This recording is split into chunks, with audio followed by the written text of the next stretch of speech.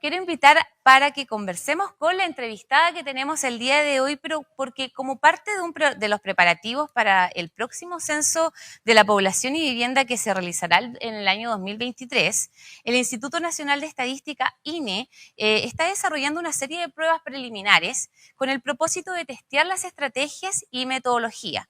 Y para ello está con equipos desplegados en distintas comunas del país y en regiones, obviamente, para formular entrevistas y en residencias habituales y en vivencias, obviamente, específicamente seleccionadas. ¿De qué se trata todo esto?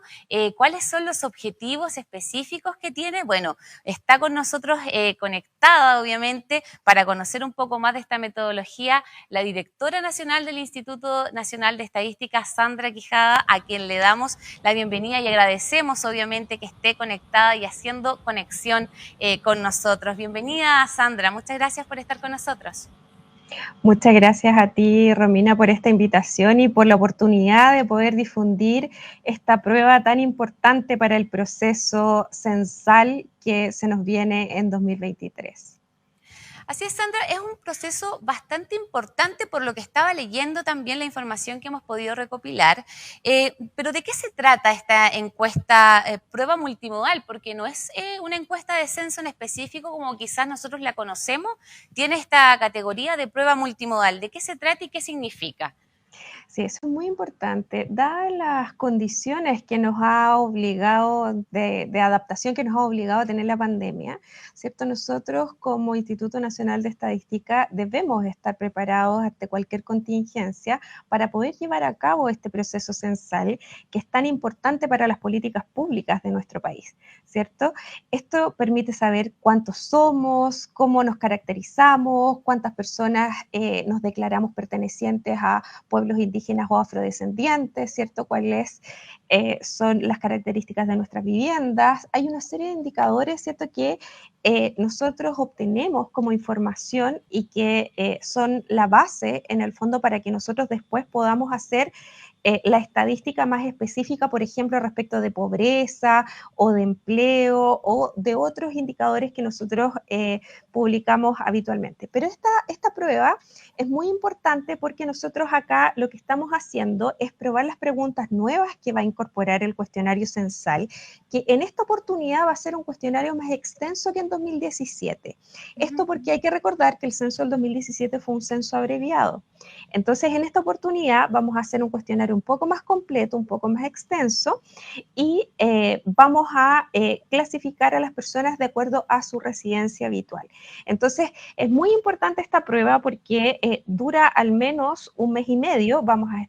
Estamos ya desde el viernes pasado en terreno y vamos a estar hasta antes de Navidad, ¿cierto? En terreno para poder analizar luego, ¿cierto?, los resultados de cómo las personas entienden las preguntas, ¿cierto?, para poder hacer algunos ajustes si es que se requiere, y también, ¿cierto?, para ver nuestro despliegue con elementos de protección personal, ¿cierto?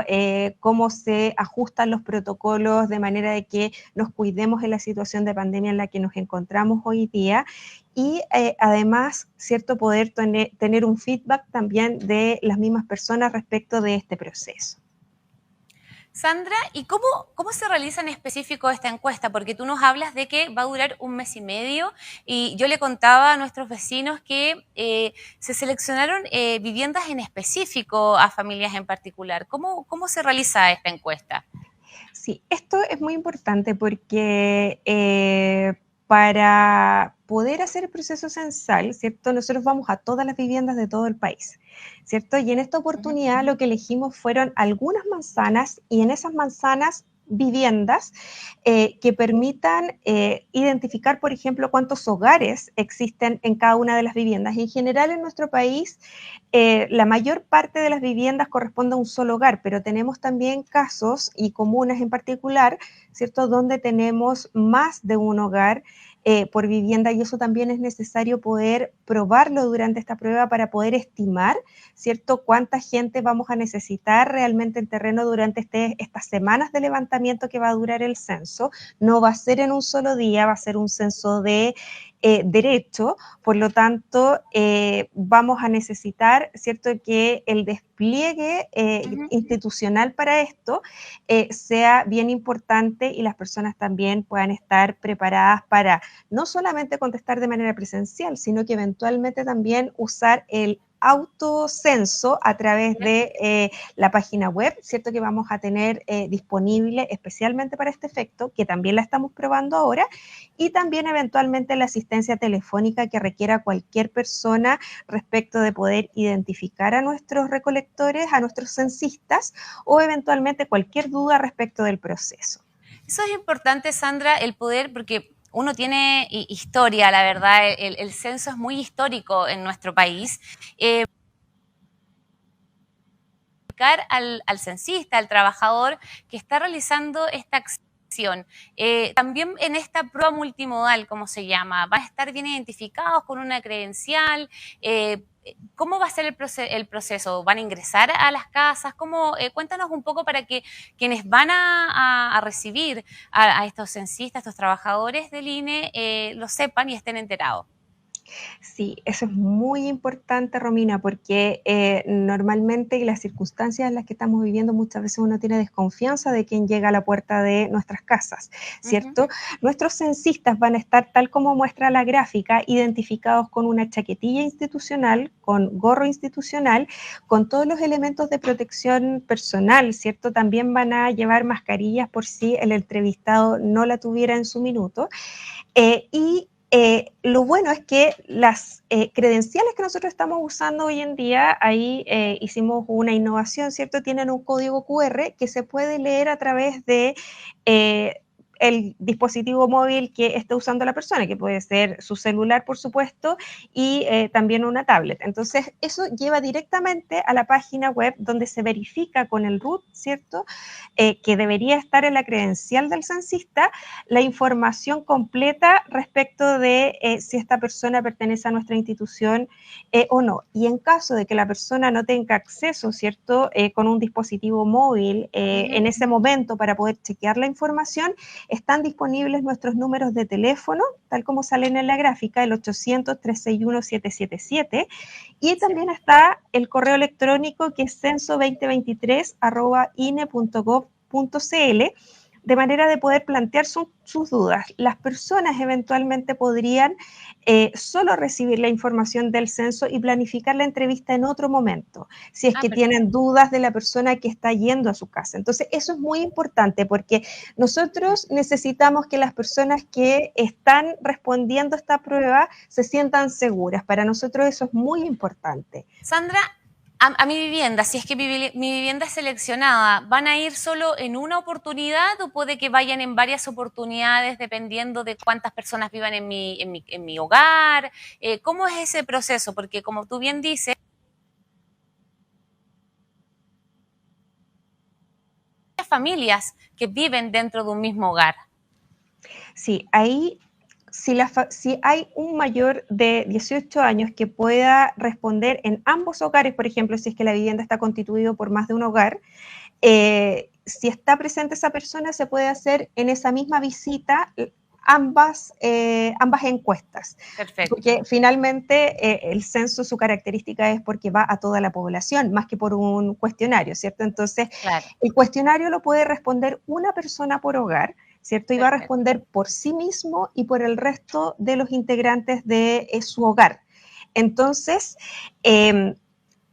básicamente ahí necesitamos que al menos una persona mayor de 18 años esté disponible para realizar esta labor, y si en ese minuto no estuviera, se puede coordinar, ¿cierto?, a través del canal de atención ciudadana con este número 800 o a través de correo electrónico cuando el censista puede ir nuevamente al hogar. Pero esta segunda oportunidad de visita va a ser solo en el caso de que no se pueda recolectar la información completa en ese momento y se va a avisar en ese momento a la persona. No es que otra persona vaya a aparecer en otro momento sin aviso, ¿cierto?, sin una cita previa.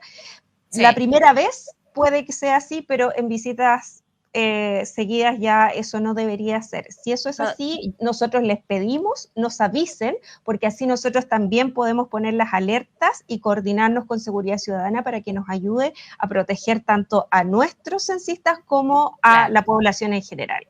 la población.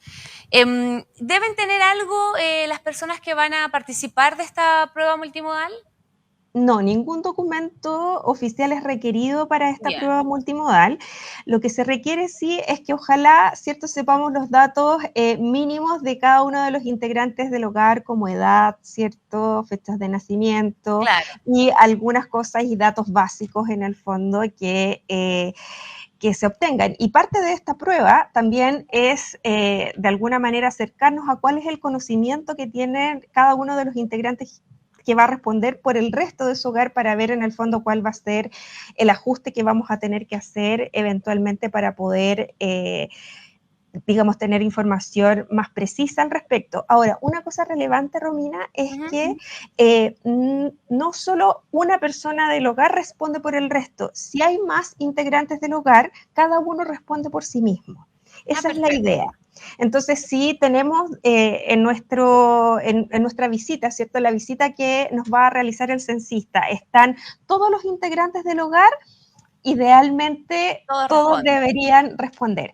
No es necesario que el censista entre a nuestro hogar, ¿cierto? Sino que más bien eventualmente por un tema de comodidad, ¿cierto? Podría ser bueno, pero no es necesario si la persona No lo quiere así. no lo quiere así.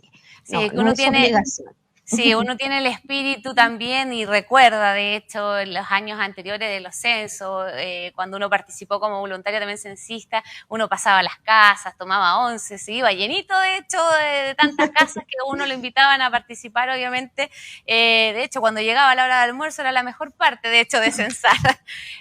Directora, que es importante también saber, primero, por qué se selecciona nuestra comuna en particular y también saber por qué se seleccionó una manzana en específico, pero ahí tengo una duda, ¿son solo en algunas casas de esta manzana o va a ser la manzana completa? Ahí para que quizás también nuestros vecinos sepan aquello.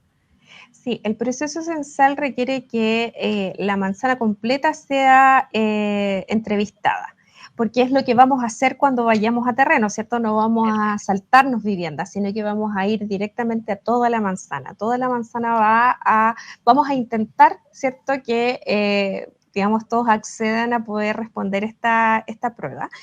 Y como te decía, ese es uno de los indicadores que nosotros vamos a necesitar para saber, por ejemplo, en la primera visita cuántas entrevistas podemos hacer, ¿cierto? Cuántas personas necesitamos eventualmente para poder abordar toda esa manzana, si son 2 censistas, 3 censistas, una persona.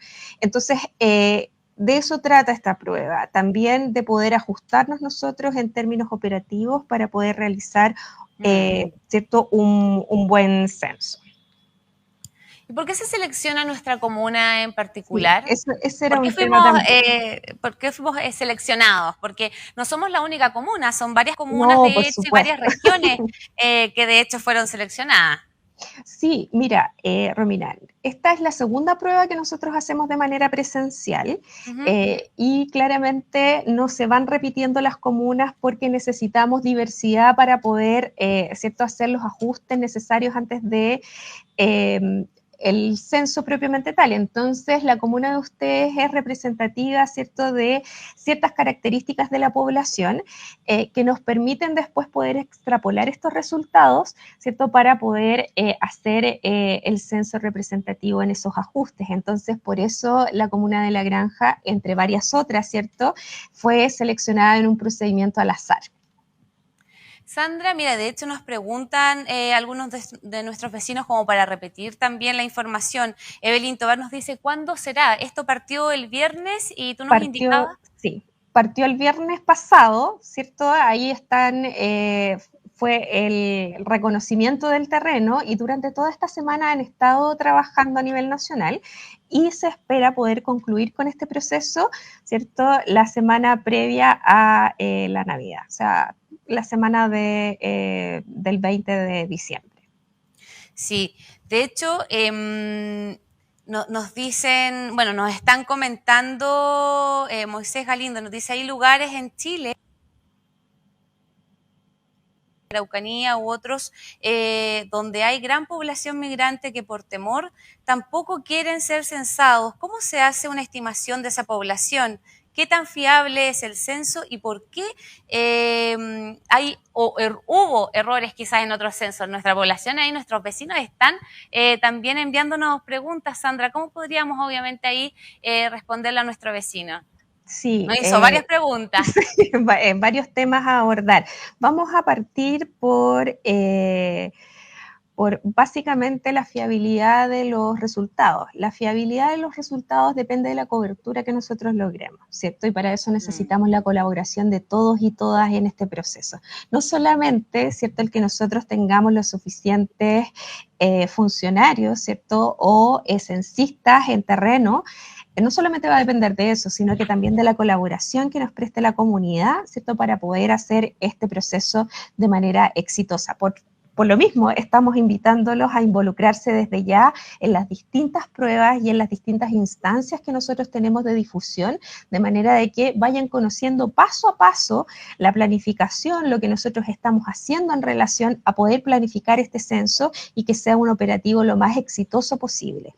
Acá Moisés nos hacía referencia a que habían personas que tenían temor a ser censadas. Exacto. El censo, y esto no solamente pasa en este censo, también pasó en el censo anterior, donde en nuestras experiencias, como tú comentabas, Romina, de censistas, ¿cierto? Nosotros nos encontramos también con estas temáticas en el terreno, y básicamente aquí darle la confianza, ¿cierto?, a todas las personas que independiente de su condición, si es legal o ilegal, todos van a ser censados y esto no es una fiscalización. Nosotros necesitamos saber qué población migrante hay, qué población nacional hay, ¿cierto? Para poder generar, ¿cierto? Y tener información lo más precisa posible para que se generen las políticas públicas adecuadas para los distintos sectores de la población. Entonces, en ese sentido, darles tranquilidad de que esto no es una fiscalización, estos datos en nuestra institución se tratan con sumo cuidado. Nosotros tenemos mecanismos instalados para guardar el secreto estadístico y eso tiene que ver, ¿cierto?, con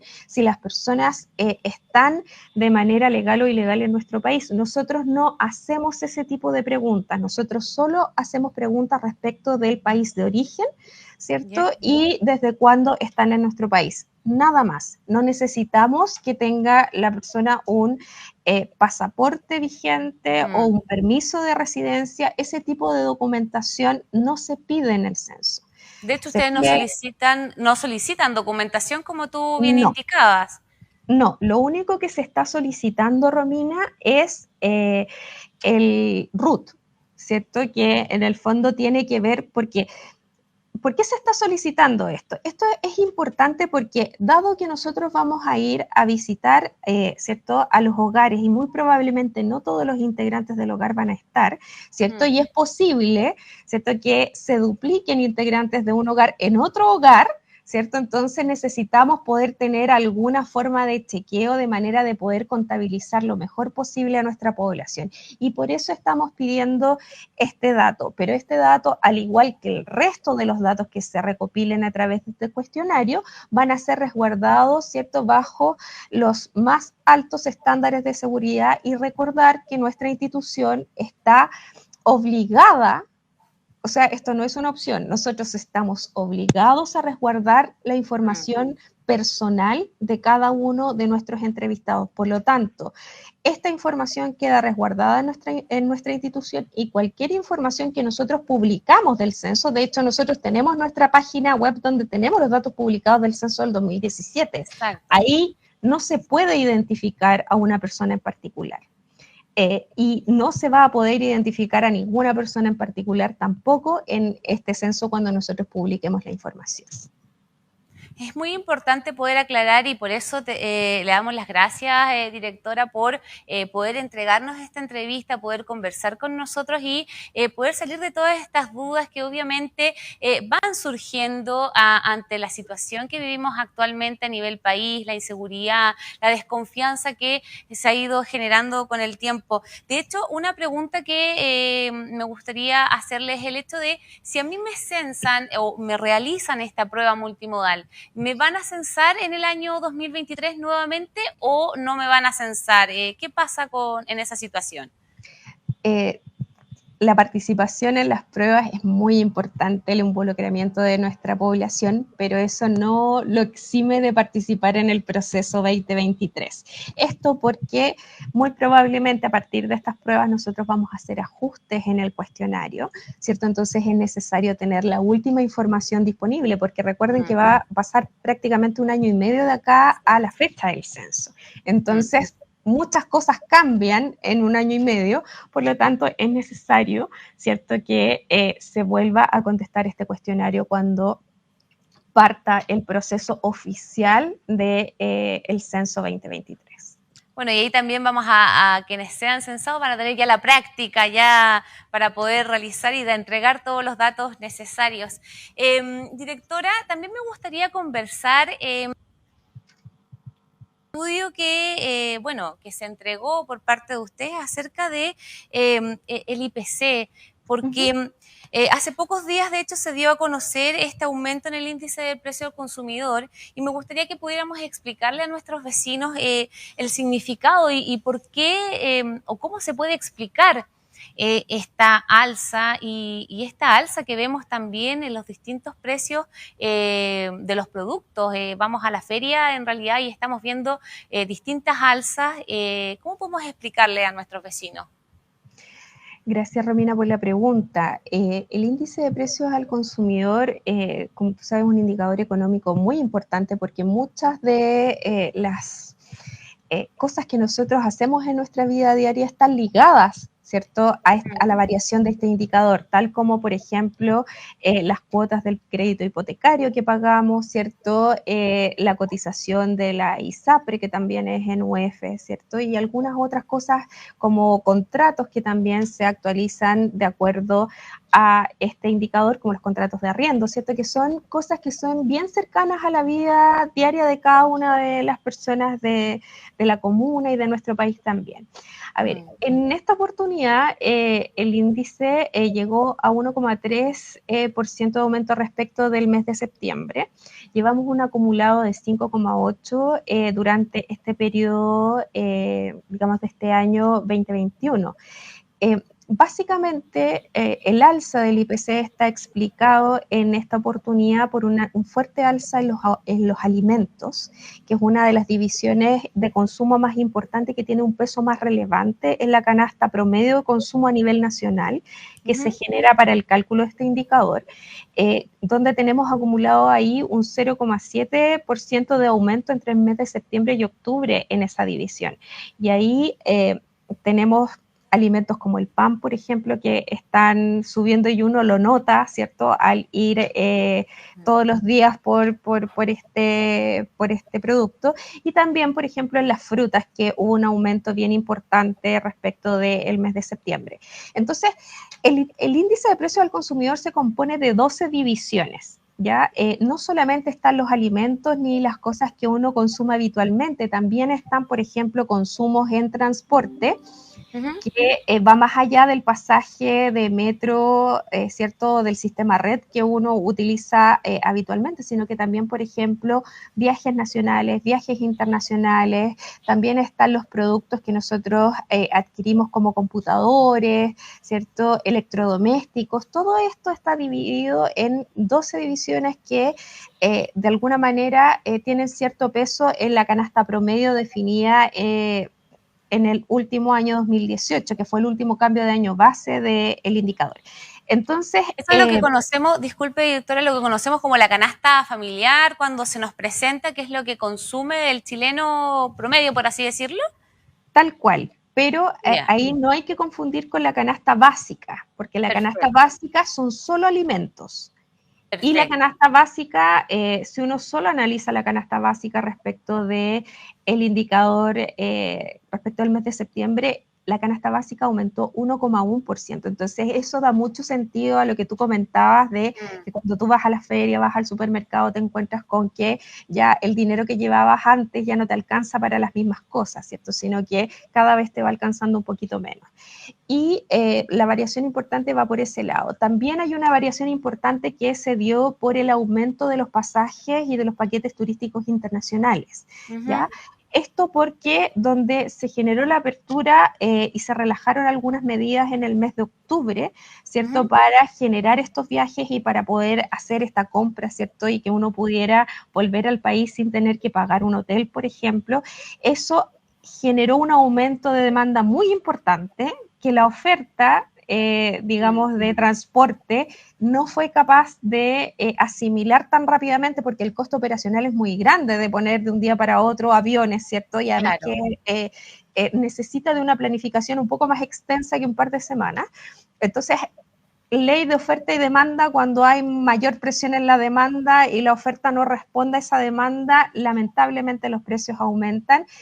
Y este indicador tiene este servicio de pasaje internacional y de paquete turístico internacional tiene un peso importante también en la canasta promedio, aunque uno no lo crea, pero lo tiene. Lo Entonces eso tiene. también hizo que este mes el indicador aumentara un poco más de lo esperado por, digamos, los expertos, que estaba situado en un 1%, que también era bastante alto.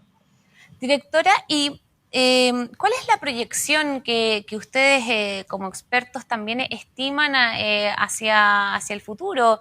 ¿Hay estimaciones de quizás que siga esto en alza o que podamos ver quizás alguna baja en los índices y que los precios quizás vuelvan un poco a la normalidad o a lo que estábamos acostumbrados quizás unos meses atrás?